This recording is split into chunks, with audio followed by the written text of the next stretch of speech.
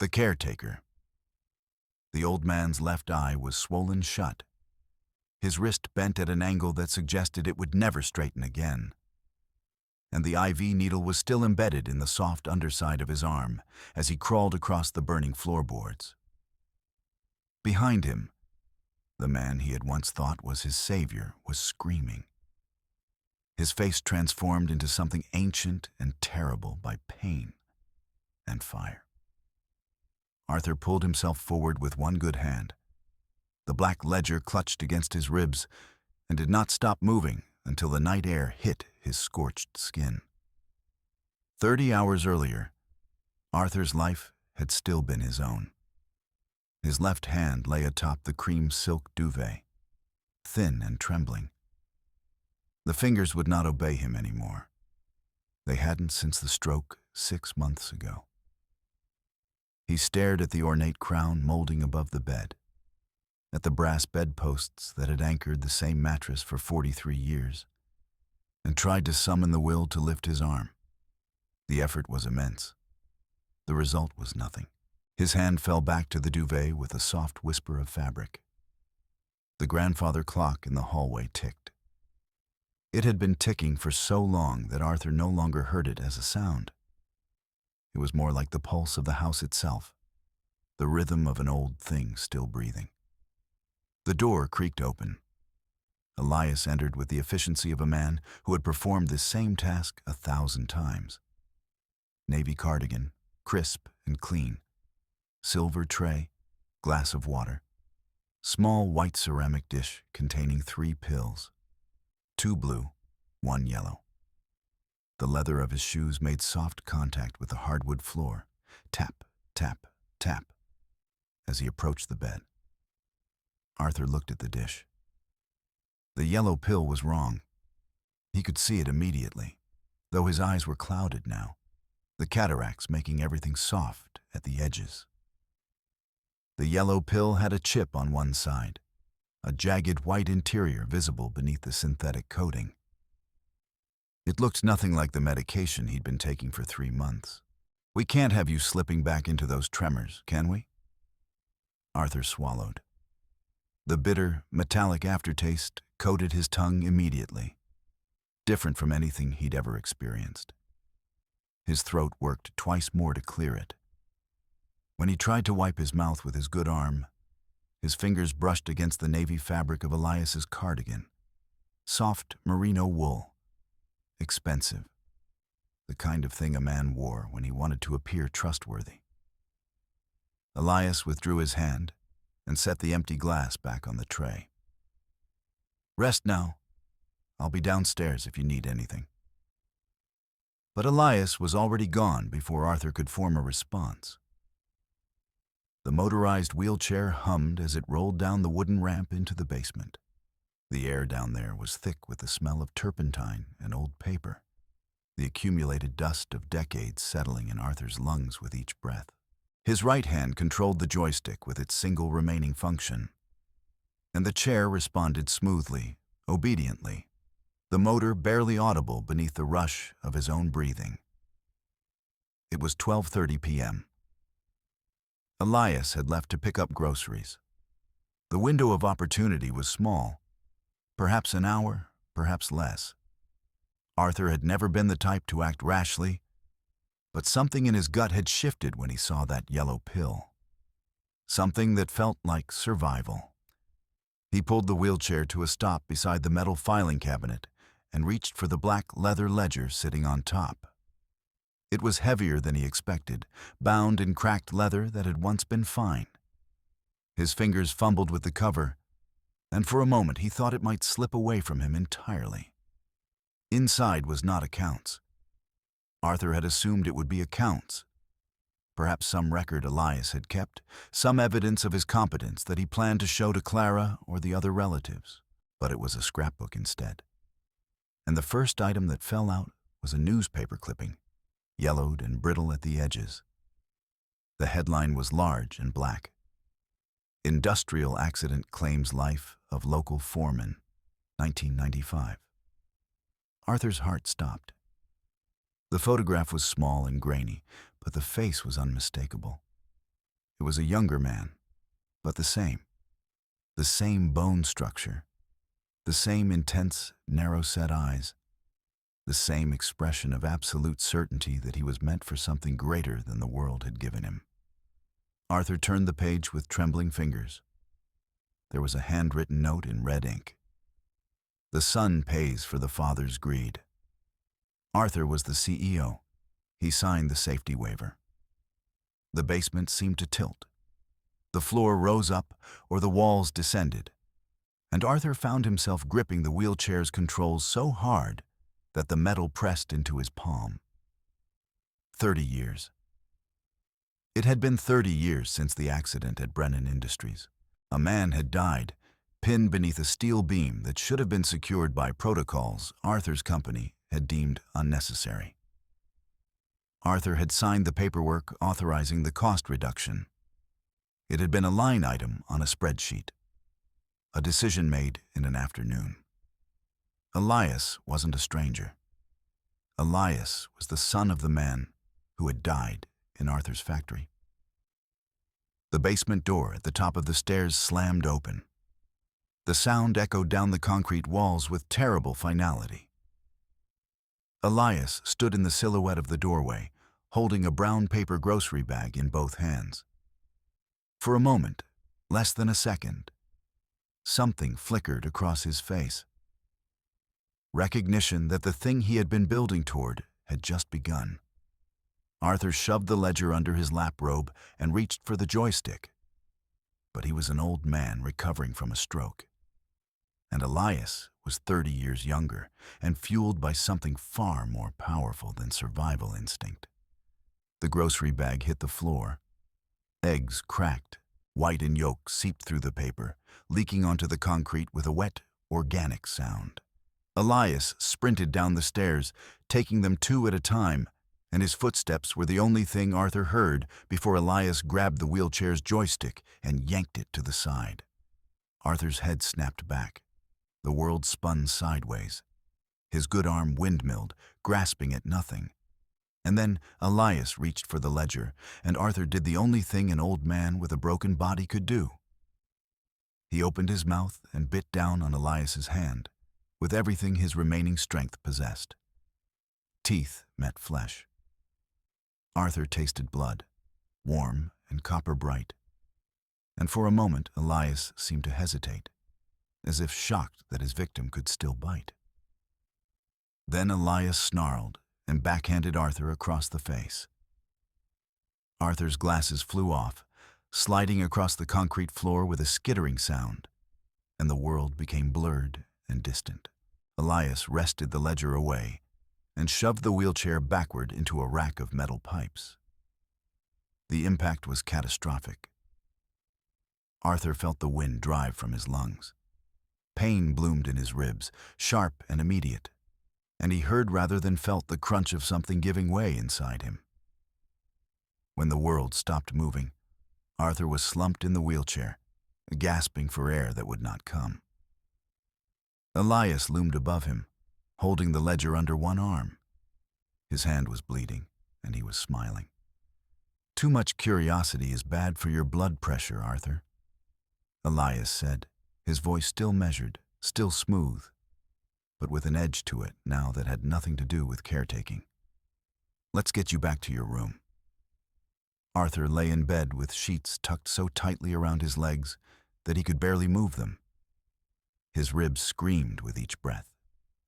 His glasses were gone, and the world was a soft blur of cream and gold, and the muted colors of the bedroom that had become his entire universe. The cordless phone that should have been on the nightstand was missing. The cradle sat empty, its absence a small, definitive thing. A new black plastic humidifier sat on the floor by the curtains. Arthur watched it with the fixed attention of a man who knew that something was fundamentally wrong. The mist it emitted was not the usual transparent vapor he'd seen before. This mist was thick and purple-tinged, with a sweet chemical smell that made the back of his throat tighten. The door was locked from the outside. Arthur could see the brass deadbolt turned horizontally in its slot. He tried to shout for help, but his voice came out as a rasping whisper, barely audible over the rhythmic bubbling of the machine on the floor. No one heard him. No one ever would. He looked at the wall clock. The second hand was frozen at 3:15. It had been stuck there, he was certain of it now, for hours. Time was becoming liquid. Hours passed or minutes passed, and Arthur could not tell the difference anymore. The yellow pills were just the start. That realization came to him slowly, like the onset of a cold. Elias was saturating the environment with something. The purple mist from the humidifier, the strange quality of the air, the way the wallpaper seemed to wriggle like living things when Arthur stared at it too long. His vision was beginning to blur at the edges, and there were moments when he couldn't remember why he'd ever been afraid. The bedroom door opened. Elias led Clara into the room, and she was dripping water onto the rug from her yellow raincoat. She looked like she belonged to a different world than the one Arthur now inhabited. The world of weather and other people and events that mattered. Rain was drumming on the window, and it occurred to Arthur that this might be the sound of the outside world continuing without him. "Uncle," Clara said, leaning over the bed. Her voice was familiar and distant at the same time. "How are you feeling?" Arthur tried to reach out, but his arm felt like it was made of lead. It moved only an inch or two before exhaustion overtook him. He opened his mouth to warn her about the ledger, about Elias, about the locked door and the chemical mist and the missing telephone. But Elias stepped forward and placed a hand on Clara's shoulder, and somehow that gentle gesture seemed to erase everything Arthur was about to say. "He's been having episodes," Elias said quietly. He held up a document, a medical report, with a letterhead that read, "St. Jude's Geriatric Care. Advanced dementia and paranoia. I hate to be the one to tell you, but the diagnosis came back confirmed yesterday." The document was forged. Arthur knew this with the kind of certainty that comes from having signed enough legitimate documents to recognize the counterfeit immediately. But his drugged eyes could barely focus on the words. His vision swam. The room tilted. He saw Elias holding Clara's shoulder with a kind of tenderness that was more horrible than any threat could have been. "He's been seeing things," Elias continued, and his voice had taken on a sorrowful quality that was absolutely convincing. "Claiming I'm a ghost from his past, attacking me. It's heartbreaking, really. I've done everything I can to keep him comfortable." Arthur desperately grabbed Clara's wrist. He pointed at the humidifier on the floor, at the purple mist still rising from it. But through his drugged eyes, all he could see was a shimmering purple cloud. Clara didn't seem to notice it at all. To her, the room was probably just a room. The humidifier was probably just a humidifier. Clara pulled her hand away gently. There were tears in her eyes. She bent down and kissed Arthur's forehead, and the gesture was so full of pity that Arthur wanted to scream. "Rest, Uncle Arthur," she said. "Elias is taking such good care of you." And then she was gone, and Arthur was alone again with the humidifier and the locked door, and the knowledge that no one in the world would believe him if he ever managed to escape. The kitchen tile was cold against his skin as Arthur dragged his body across the floor. His fingernails scratched against the linoleum with a sound like an animal in distress. He was reaching for the set of steak knives on the counter, a set he had owned for 30 years, sharp enough to cut through anything that needed cutting. His body would not move the way he wanted it to move. Everything was slow and distant, as if he were moving through water. The back door slammed. Elias had finished seeing Clara out, and now he was returning to the house, and Arthur was still 6 feet away from the knife block, crawling like a wounded animal across the kitchen floor. Elias stopped in the doorway. The navy cardigan was wet from the rain, for a moment. A terrible, stretching moment. Elias simply stared at Arthur, with an expression that transformed completely from the kind caretaker into something raw and hungry. Then Elias kicked the knife block away before Arthur could reach it. His foot connected with the wood, and the block skittered across the tile and crashed against the far cabinet, all 8 knives rattling in their slots. Elias grabbed Arthur by the hair and pulled his head back so hard that Arthur thought his neck might snap. Arthur swung his good fist. It was an action born purely of reflex, the ancient animal knowledge that said, "When trapped, strike." His knuckles connected with Elias's throat, not a solid blow, but solid enough. Elias made a sound between a cough and a choke, his grip on Arthur's hair loosening for just a moment. It was not enough. Elias recovered. He was younger and stronger, and whatever fuel he was running on, rage, revenge, the accumulated 30 years of carrying his father's death like a stone in his chest. It was enough to overcome the brief advantage Arthur's desperation had given him. Elias grabbed the cast-iron skillet from the stove. It was heavy, black with age, and when he slammed the handle down on Arthur's wrist, the sound was a sickening crack that seemed to echo through the entire house. Arthur screamed. His arm went limp. All the strength drained from it, replaced by a white-hot pain that radiated up to his shoulder and down to his fingertips. He looked at his wrist and saw it bent at an angle that suggested it would never be straight again. Elias dragged him backward by the ankles. Arthur's head thumped against the threshold of each doorway. Thump, thump, thump. The ceiling spun above him, and blood was filling his mouth. And he had become less than human. He had become a thing to be disposed of. "My father spent 3 hours pinned under a steel beam, Arthur," Elias hissed, his words coming out between clenched teeth. "You're going to spend much longer pinned in that bed." The leather belts were buckled across Arthur's chest and thighs. They were not comfortable.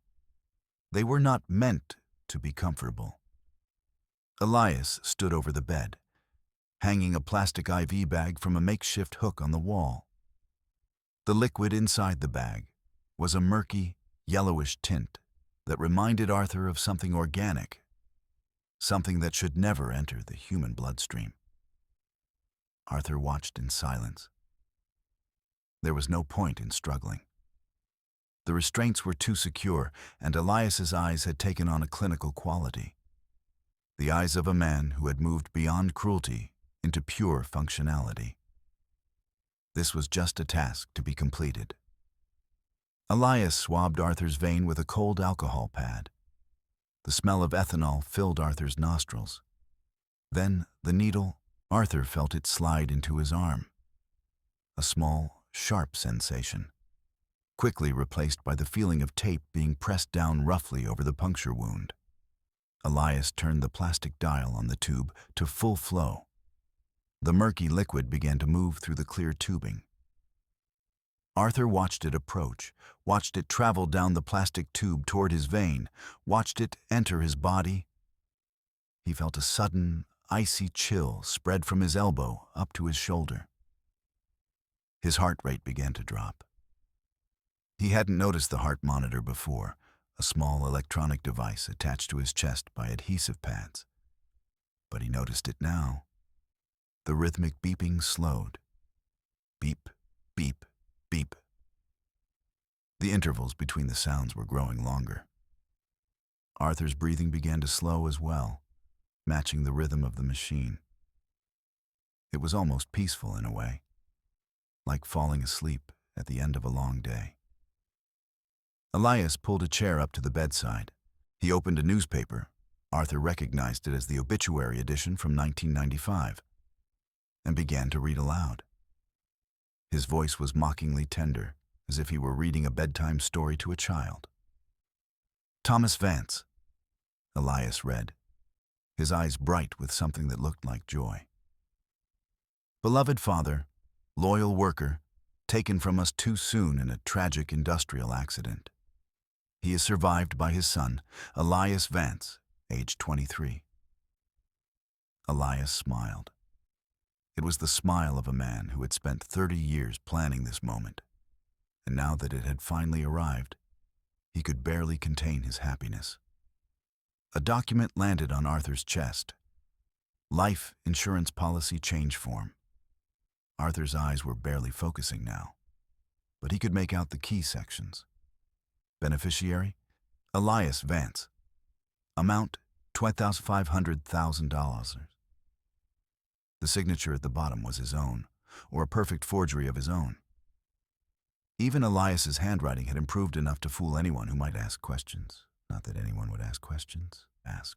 Elias pulled out a red jerry can from behind the chair. Arthur had seen cans like this before. He still had several in the shed out back, full of gasoline for the old lawnmower he would never use again. Elias unscrewed the cap, and the smell of fuel filled the room instantly, overpowering and sharp. The plan is elegant in its simplicity, Elias said. He was speaking to Arthur, but not really speaking to him. It was more like thinking aloud, vocalizing thoughts that had festered for decades. A fire, an old man, alone in his room with faulty wiring and a humidifier malfunction. The insurance company will pay out immediately. No investigation, just a tragedy. Elias began to wet the velvet curtains with the gasoline. He poured methodically, making sure to saturate the fabric completely. The chemical smell of the fuel mixed with the purple chemical smell from the humidifier, creating a scent that was almost overwhelming in its wrongness. You should feel honored, Arthur, Elias continued. Most men die meaninglessly. Their deaths serve no purpose. But your death will finally balance the scales. My father spent 3 hours in agony. You're going to spend perhaps 30 minutes. Arthur realized then that Elias was wetting the velvet curtains with fuel. The action took on a terrible clarity. Elias's eyes reflected the amber streetlights coming through the window, and in that reflection was the image of a man who had ceased to be entirely human. He was something else now, something built entirely from rage and grievance, and 30 years of careful planning. Elias leaned down. His face was inches from Arthur's, and Arthur could smell the sweat and madness on him. When Elias whispered, his voice was so quiet that Arthur had to strain to hear it over the sound of the window pane rattling in the wind. I didn't just find you, Arthur. I've been your pharmacist for years. Every prescription refilled by me, every pill counted by my hands. The stroke wasn't an accident. It was a project. You were gradually poisoned into this state, made into exactly the kind of helpless old man that no one questions when he disappears. Arthur's world shattered. It wasn't just that he was trapped. It wasn't just that he was about to die. It was that his stroke, his helplessness, his entire descent into this bed had been orchestrated by the man he had thought was his savior. He was being erased by design, by intention, by the patient, meticulous revenge of a son who had never forgotten. He looked at the IV. The murky liquid continued to drip, continue to enter his bloodstream, continue to slow his heart rate and deepen the fog that was settling over his consciousness. He was being poisoned 3 times over now. By the pills, by the humidifier, by the IV that Elias had so carefully inserted. There was no escape from a death as thoroughly planned as this one. A single tear rolled down Arthur's cheek. It traced a path through the soot and dust that had settled on his skin, leaving a thin line of clean flesh behind. It was not a tear of resignation. It was not a tear of acceptance. It was simply the body's automatic response to an unbearable accumulation of knowledge. Elias struck the long wooden match. The flame was bright orange, almost alive, and for a moment it hung suspended in the air between them. The match and the man holding it, and the old man strapped to the bed. The match fell. It touched the gas-soaked floor. The world became fire. A wall of blue and orange erupted instantly. The sound was a whoosh, a rushing of air and combustion, and the temperature spiked so violently that Arthur could feel his skin beginning to crisp at the edges. Adrenaline exploded through his system, momentarily overriding the drug that had been pushing him toward unconsciousness. His body responded with pure reflex. His upper body lurched forward against the leather chest strap. The leather was old, weakened by decades of use and the stress of supporting an old man's weight. The wooden bed frame that the strap was bolted to was even older, ancient in the way that Victorian furniture becomes ancient, brittle with age and worm. The bolt connection screamed, the wood fibers splitting, and the strap tore free. Arthur lunged forward and grabbed the IV pole. The metal was smooth in his one good hand, and he swung it like a club. The pole connected with Elias across the shoulder, and Arthur felt the impact travel up through the metal and into his arm. Elias was knocked sideways, directly into the burning curtains. His cardigan caught fire.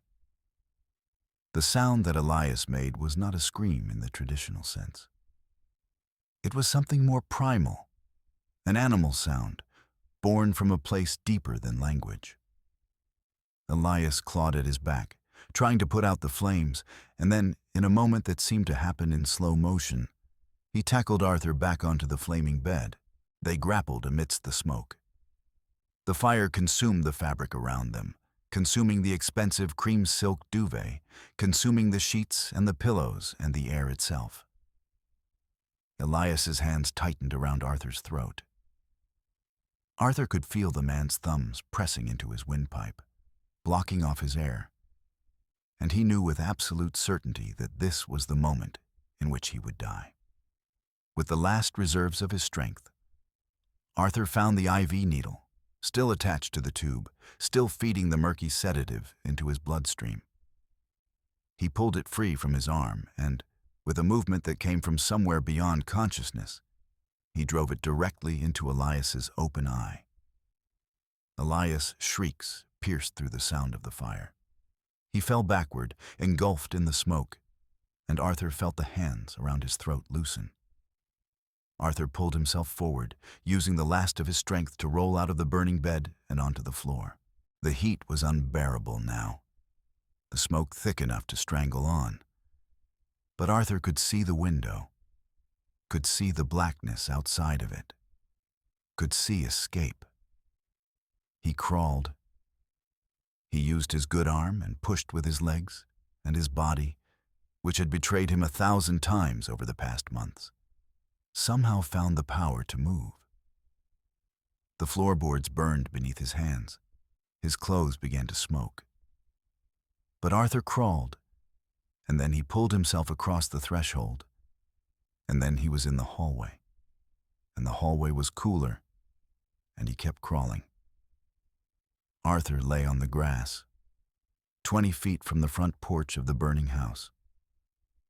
The Victorian structure was a skeleton of fire behind him, the flames shooting up into the night sky, illuminating the darkness with terrible orange light.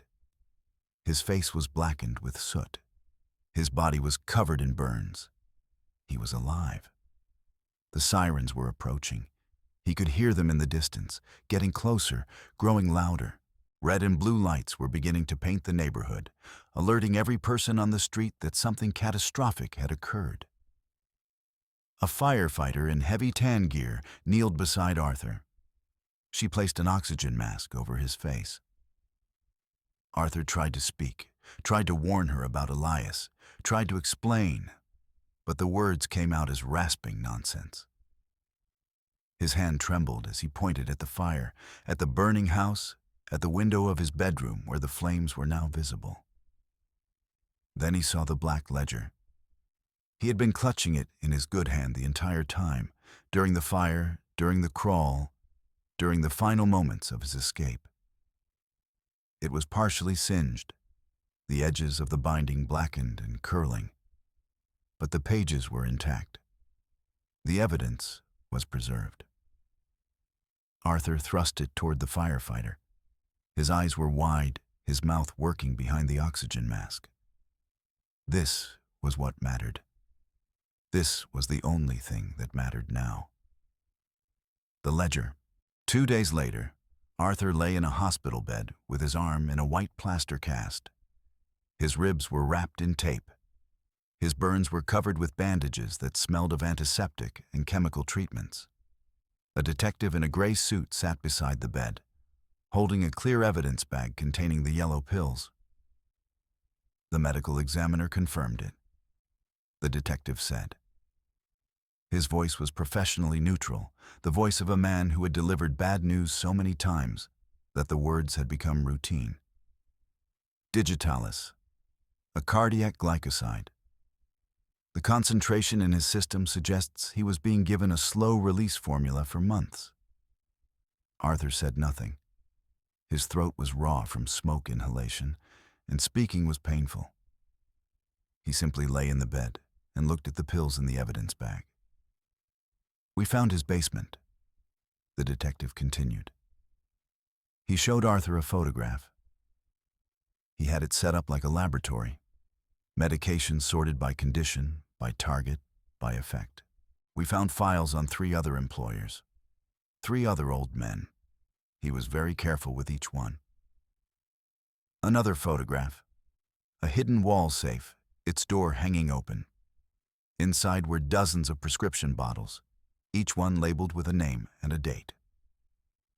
Arthur's name appeared on at least 8 different bottles. "Your niece," the detective said, and Arthur's eyes moved to him. "We've brought her in for questioning. But she's claiming that she never met Elias, that she doesn't know anything about his employment." The detective paused, as if considering whether to say what came next. "The evidence suggests otherwise. We found text messages on his phone. She was in contact with him for at least 6 months before he was hired. The yellow envelope arrived by hospital mail. It had no return address. Inside was a single Polaroid and a handwritten note. Arthur opened the Polaroid first. It showed 2 people sitting at a coffee shop table, hands interlaced, smiling at the camera. One of them was Elias, younger and less haunted, wearing a shirt that Arthur had never seen him wear during their months together. The other was Clara. At the bottom of the Polaroid, someone had written a date. Coffee with C. The plan begins. Arthur set the Polaroid down carefully, as if sudden movement might cause it to combust.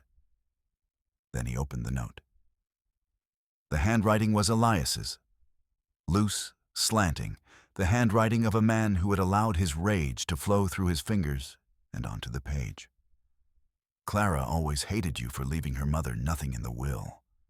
I wasn't the only one with a grudge. She's the one who gave me your keys." The door to the hospital room opened. Clara walked in, carrying a bouquet of lilies.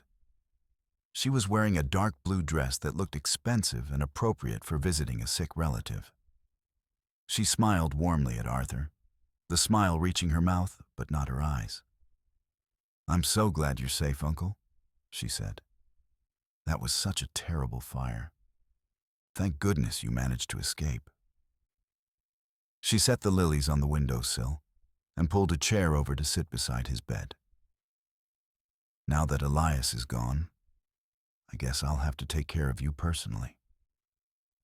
Arthur looked at the call button on his bed. It was just an inch or 2 away from his right hand, the hand that wasn't in a cast. Clara's hand was already resting on it, her thumb pressing down so gently that the button would not click, would not send any signal down to the nurse's station. She leaned in to adjust his pillow, her other hand coming to rest on the side of his face, almost tender in its touch. She smiled again. The same smile. The smile of someone who had seen him vulnerable and decided to finish what someone else had started. "Don't worry," Clara whispered. "I've been reading Elias's notebooks. I know exactly what to do." Outside the hospital window, the city continued on. Ambulances came and went. Nurses walked the halls. Visitors arrived carrying flowers and cards and well wishes. The world was full of people and sounds and activity. And in room 412, an old man lay in a hospital bed and looked at his niece and understood that there had been no escape at all, only a delay. His left eye was already beginning to swell from where she had leaned her weight against his face, pressing him into the pillow. His heart rate monitor began to beep slowly. The IV stand beside his bed was already in place, though he noticed, with the kind of clarity that comes from absolute terror, that there was a new bag hanging from it. A new bag with a new, murky liquid inside. Clara's hand moved from his face to the valve on his IV line.